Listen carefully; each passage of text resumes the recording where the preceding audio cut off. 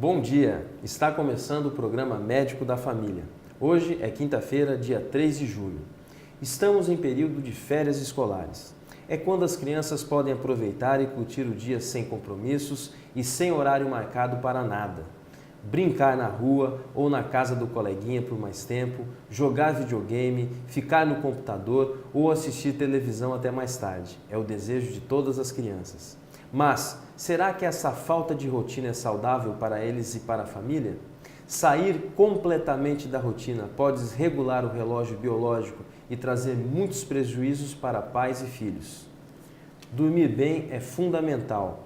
Restaura as energias, aumenta a capacidade de aprendizado e é durante o sono que o corpo produz o hormônio do crescimento. Para não deixar as férias se tornarem um problema, convidamos a psicóloga e psicanalista Graciela Del Montes, que vai nos ajudar a entender quais são os principais erros que os pais cometem na hora de colocar os filhos para dormir. Vai dar dicas e tirar muitas dúvidas. Bom dia, Graciela. Seja muito bem-vinda. Bom dia. Graciela, quais são as consequências de um sono sem qualidade? Há muitas consequências negativas, né? Essa criança provavelmente terá dificuldade de aprendizagem, de memorização, de relacionamento, né? Dificuldades alimentares, né? Então, isso é bem prejudicial para a criança desde cedo, desde os primeiros anos. Graciela, é aconselhável manter a rotina na questão de horário de sono, mesmo nas férias?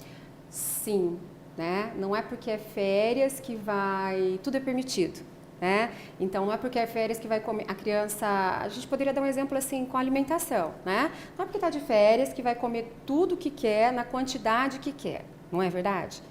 E com o sono igualmente. Não pode dormir a hora que quer, o quanto quer, da forma que quiser.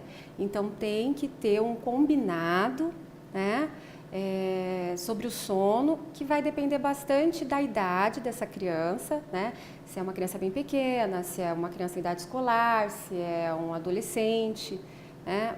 E aí os pais vão combinar com ele qual o horário máximo para ele dormir, para ele deitar, né? E para ele acordar também, que tem que ter o horário para deitar e o horário para despertar. Essas regras podem ajudar não só nesse período de férias, de horários para dormir, mas a colocação das regras pode ajudar inclusive em outras coisas. As regras estão ligadas a todas as regras, né? Essa regra do sono, ela é uma regra que tem a ver com todas as outras regras da casa, né? E eu me lembrei agora, enquanto você estava fazendo a pergunta, que as férias de julho, elas são muito curtas, né? Então, agora que nós estamos, né, falando de férias de julho, então as férias de final de ano ainda são mais longas, aí dá um tempo maior para, né, para depois a criança voltar, tal. Mas essas férias de julho, principalmente, porque elas são muito curtas. Dormir pouco não é saudável, mas dormir demais também não é. Não é saudável e vai trazer prejuízo para a criança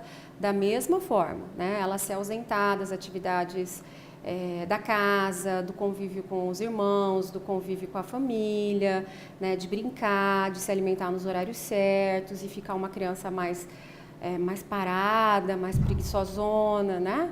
Então não é legal. Adolescentes costumam dormir mais do que um adulto ou mesmo do que uma criança um pouco mais nova. Por que isso acontece?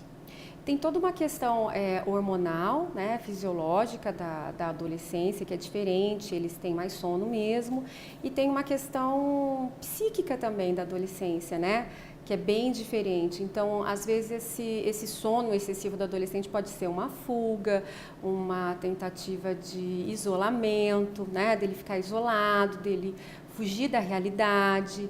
Então, tem várias questões na adolescência que ficam agravadas, né?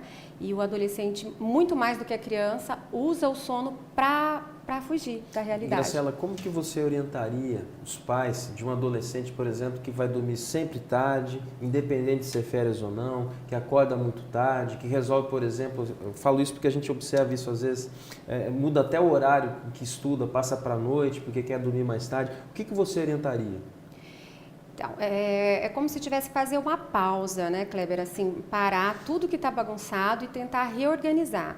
Porque se ele tem esse comportamento na adolescência, provavelmente isso vem desde a infância. Então, não vai ser fácil a mudança vai ser uma mudança complicada, então tem que sentar, os pais têm que sentar com ele, conversar, combinar e às vezes procurar realmente ajuda especializada, né? Um psicólogo, um psiquiatra para tentar ajudar nesse processo. Alguns precisam de medicação, né, de psicoterapia, porque o hábito, como a gente estava dizendo, né, o hábito tem a ver com outras coisas, com os limites da casa, né, com toda essa questão, mas tem como recuperar e como mudar para que isso não traga prejuízo na vida adulta dele, né, prejuízos financeiros, prejuízos emocionais, né, muitos prejuízos que os adultos têm quando têm dificuldade com o sono. Imagina uma pessoa que produz, que trabalha, né, que não consegue levantar para estar nos compromissos, né, ou que dorme pouco e não tem um sono que refaz, né, aquele sono para refazer, para recarregar ali as baterias, né? Então é problema para a vida toda. E Graciela, aquele cochilo depois do almoço, isso é saudável, é bom? É muito bom. Para as crianças é muito bom, mas é muito difícil, hoje em dia é muito difícil que os pais coloquem as crianças para dormir depois do almoço, né? Principalmente as crianças que estudam pela manhã. Às vezes essas crianças têm tantas atividades que elas não ficam a tarde toda envolvidas nas atividades e elas não têm tempo para ter uma soneca, principalmente as crianças com menos de 8 anos, né? Elas precisam dormir à tarde se elas estudam de manhã.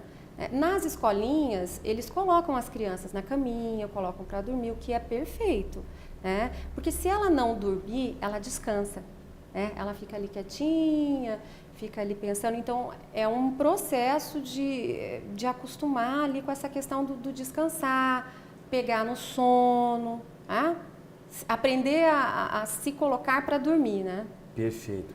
Acabando as férias escolares, volta àquilo de acordar cedo, como evitar um pesadelo para os pais? Tem que ter uma organização para o retorno, né? Tirar uns dias antes, geralmente é de 1 semana a 10 dias, por isso que eu disse que as férias de julho, elas são muito complicadas, porque o tempo para readaptação é quase o tempo das férias, né? Então, 1 semana, né, se a aula vai começar na segunda anterior, já começar gradualmente, se estava acordando às 9, acordar daí 8h30, depois 8, até você chegar ao horário certo que a criança deveria acordar. Então, 1 semana já dá um tempinho para o corpo, né, para o fisiológico, para o psíquico também. Então, o período médio de uma criança se reacostumar seria em torno de 1 semana? De 7 a 10 dias. Perfeito. Marcela, nossa conversa está muito interessante, mas a gente tem que parar um pouquinho para um breve intervalo comercial. Não sai daí, porque já já voltamos.